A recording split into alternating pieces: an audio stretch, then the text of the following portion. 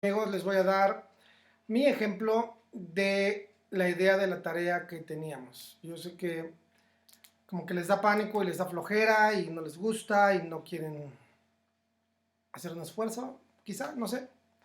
Pero les voy a dar mi ejemplo de cómo haría la tarea que dejé para que tengan más ideas. Yo sé que algunos de ustedes me han preguntado en WhatsApp o en Face, oye, ¿cuál es la tarea? Y mi respuesta ha sido, ve el video y en el video dice cuál es la tarea. Esto porque nadie ha visto los videos, entonces les agradecería que valoren el esfuerzo, los vean. Voy a tratar de hacer videos más cortos porque me desespera que me tardo 1 hora o 50 minutos y está bien, no es grave, pero podrían ser más breves. Entonces estoy ensayando para que me salgan breves. Mi tarea sí va a ser breve. Entonces la tarea era hacer lo que hizo Esteban, poder tener en la cabeza o usar lo que ya tenemos en la cabeza para hacer una especie de cronograma o de mapa mental o como le quieran llamar, de los principales sucesos, eventos y personajes que hay en la escritura, no nada más como si fuera clase de historia o de fechas y esas cosas, sino sino tener un contexto de todos los eventos y personajes dentro del Evangelio, porque ese es el mensaje una y otra vez de la Biblia, el mensaje del Evangelio y el mensaje de salvación de Jesucristo una y otra vez en las escrituras, en los profetas, en la ley, en los salmos, eh, en los evangelios, obviamente, en Hechos de los Apóstoles que estamos estudiando y en las cartas y en el Apocalipsis. Es decir, la Biblia está llena del mensaje del Evangelio y lo repite una y otra vez de miles diferentes maneras para que al final el ser humano pueda ser reconciliado con Dios. Entonces lo que hizo Esteban es que dentro de su contexto histórico en su momento y dentro de su cultura judía pudo recapitular todo lo que había pasado, como pueden leer en el capítulo que leí la vez pasada en el estudio o en el video. Pudo recapitular lo que sucedió desde Abraham y la promesa de Abraham hasta el momento en que Jesús fue resucitado y recibido. Y entendió el mensaje y el contexto completo que tenía el Evangelio en su vida. Eso es lo que quisiera que tuviéramos. No necesitamos, puedes tardarte 2 minutos, no necesitas dar 1000 fechas, 1000 personajes, tener 1000 cosas en la cabeza, ya las tienes, yo lo sé.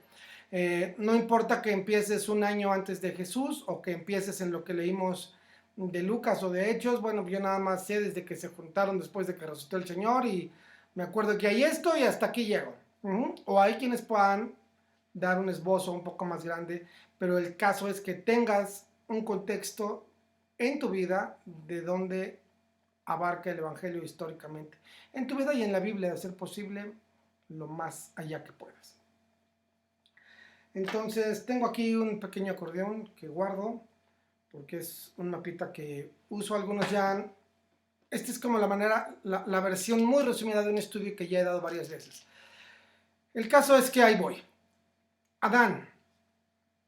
Adán y Eva pecaron en el sentido de la desobediencia.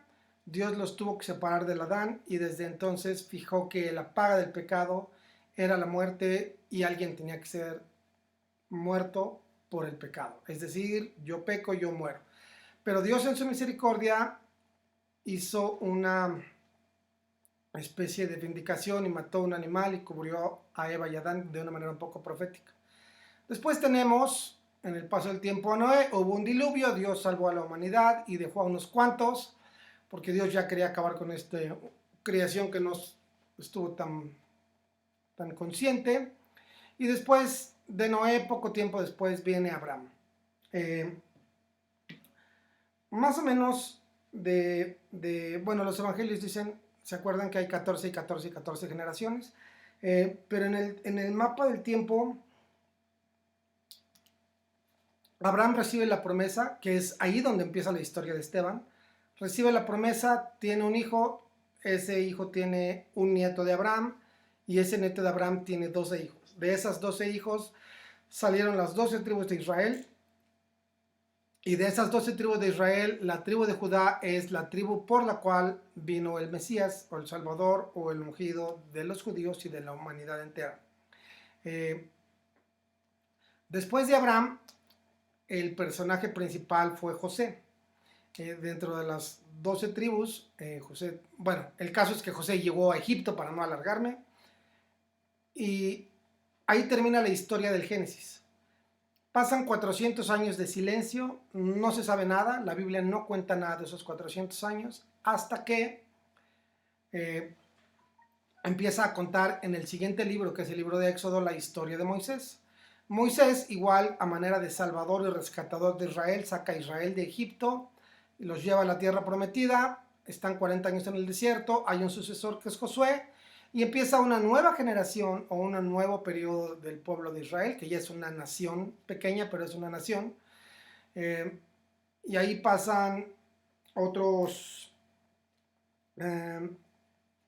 quizás hasta el año por ahí del 1500.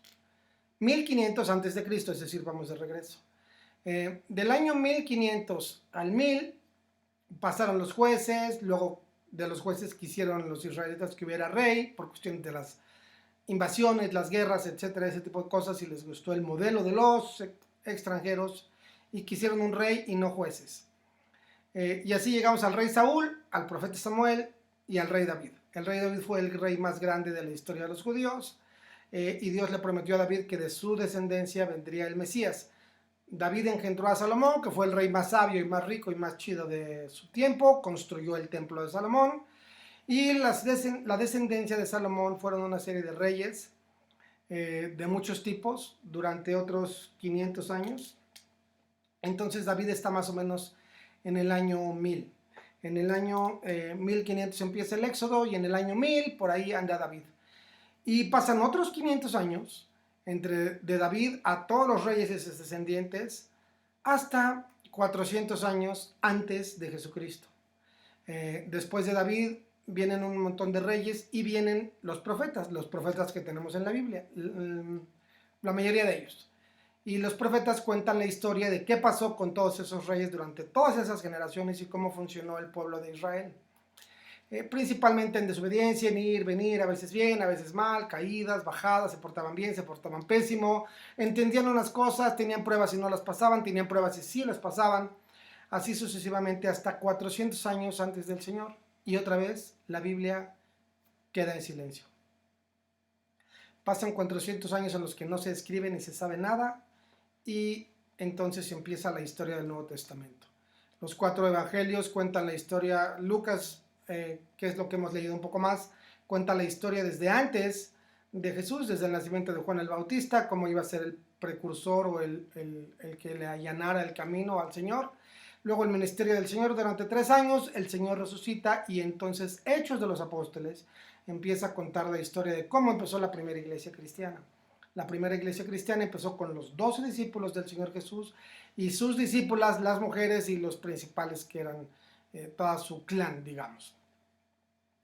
Construyen una iglesia en Jerusalén, que empiezan a crecer y a crecer y a crecer. Hay una especie de dispersión, y la iglesia se dispersa a todo el mundo conocido, al norte, al sur, a Asia, etc.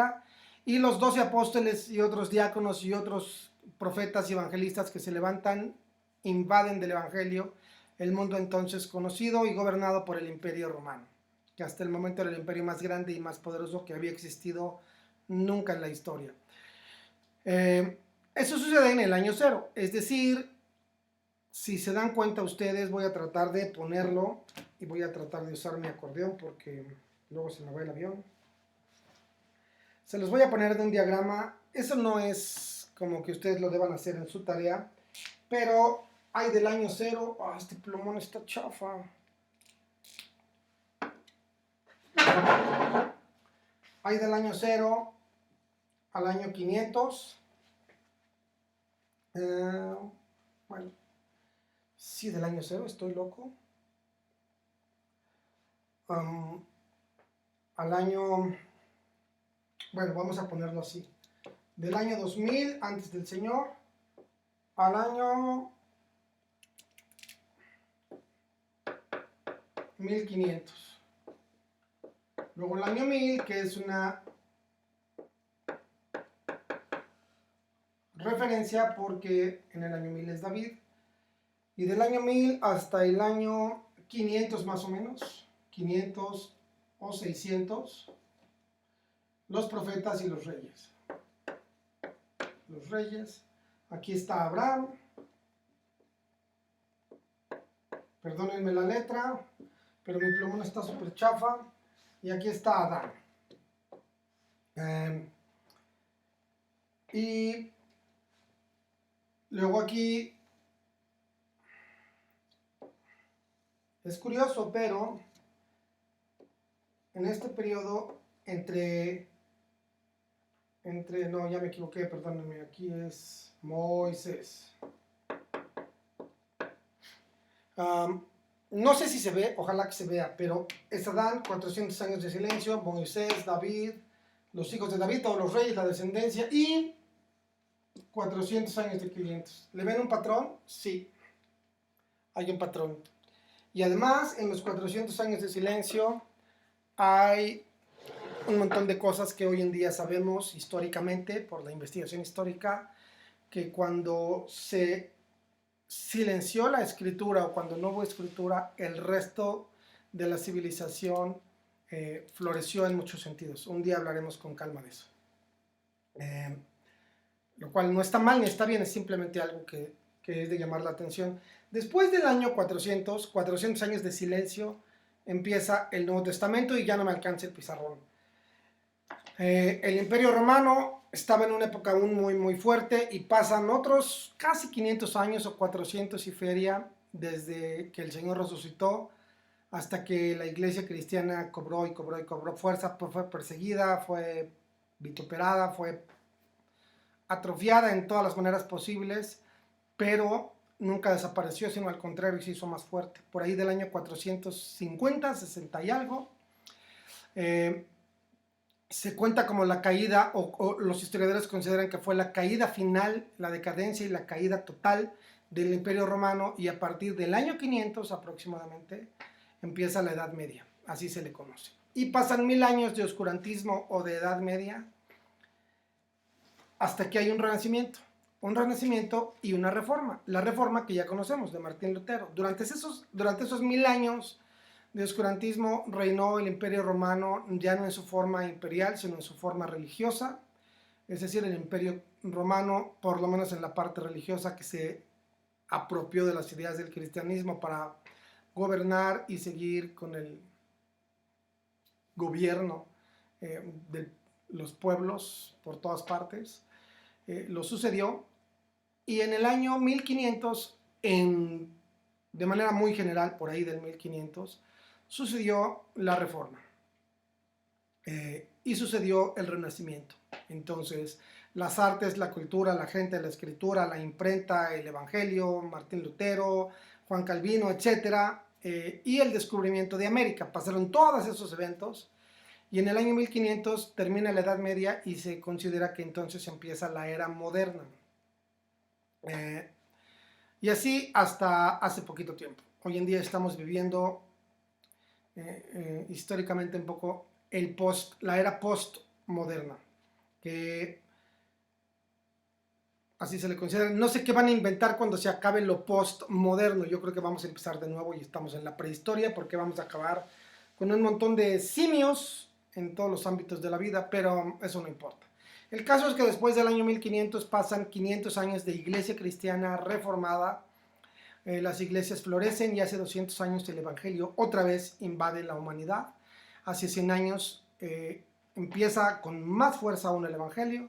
Hay Biblias por todas las partes y rincones del mundo y se sigue traduciendo hasta la fecha a todos los idiomas y dialectos posibles del mundo, y sigue habiendo personajes importantísimos. Hay personajes de hace unos 200 o 300 años que son interesantísimos de conocer y de leer, porque ya tenemos un testimonio mucho más reciente de ellos y mucho que aprenderles, se los recomiendo. Hasta el día de hoy, la iglesia cristiana contemporánea, que después de 500 años ya acumuló un montón de tradiciones, costumbres, supersticiones, ideas, paradigmas, prejuicios, de manera que yo creo, como muchos en todo el mundo, que es momento de que la iglesia cristiana vuelva a vivir una reforma y se renueve con el retorno a las escrituras y a lo que las escrituras dicen. porque ya tenemos más mandamientos, como decía el Señor, más mandamientos y costumbres de hombres que invalidan las escrituras y que invalidan el mandamiento de Dios. No es posible que llegues a una iglesia con un bebé y te saquen porque no te sientas en la banca equivocada. Digo, en la banca correcta, te sientas en la equivocada. Y entonces, si eres nuevo y no conoces a Cristo, te pierdes y tienes una idea de las iglesias terrible. O no es posible que las iglesias hoy en día se abalancen y se arrojen con tanta furia sobre el dinero bajo un modelo supuestamente bíblico y pidan diezmos y pidan ofrendas y etcétera, etcétera, etcétera, cuando la iglesia ya ha estado tan lastimada por esas razones. Y, en fin, podríamos hacer una lista gigantesca de todas las cosas que se necesitan reformar en la iglesia, ustedes las conocen, pero no es el punto. El punto es poder tener un contexto de cómo se vivió el evangelio desde la época de Adán, porque el evangelio existe desde la época de Adán, la buena noticia de que Dios puede reconciliar al hombre, que el hombre está efectivamente separado de Dios y que a través de Jesucristo y solamente a través de Jesucristo podemos volver a tener una relación verdadera con el Padre, y que la relación no es con una iglesia, no es con un pastor, no es con un liderazgo, no es con nadie, es con las escrituras, y es tú solo. Hay maestros, hay ayos, hay guías, hay aprendices, hay discípulos, pero uno solo es el verdadero maestro, es el Señor, y todo lo que Él tiene que decirnos y enseñarnos está en las escrituras. Y si eso fuera poco, aprendimos en los primeros capítulos de Hechos que para eso nos dejó al Espíritu Santo, para que nos enseñara todas las cosas, para que nos recordara todas las cosas y para que nos hiciera entender que esto, cuando lo vamos leyendo y se nos renueve la mente, nos hagamos primeramente menos ignorantes, menos brutos, en el sentido estricto de la palabra bruto, y nos vayamos haciendo poco a poco más sabios, más dóciles, más amorosos, más espirituales, más inteligentes, más conocedores de Dios y de todas las riquezas que tiene para nosotros. Ese sería mi resumen y esa sería mi tarea, a manera de lo que hizo Esteban cuando se paró frente a todas las autoridades de su tiempo y antes de que le aventaran rocas. Y antes de que me avienten rocas por tardarme, les comparto esta tarea. Que la pasen bien, ojalá me manden ustedes algo similar en audio, en WhatsApp, en mail, en lo que ustedes quieran, pero les ruego que lo hagan. No tienen que ser tan extensos, con que se gasten un minuto y no tienen que investigar, hacer tareas, resolver, simplemente lo que se acuerden. Yo me acuerdo que nació Jesús y murió y resucitó y ahora soy cristiano. Bueno, está muy chapa, pero es válida. Bienvenida. Esa es la tarea, ojalá les guste y ojalá me compartan la de ustedes. Paz. Ay, no grabé.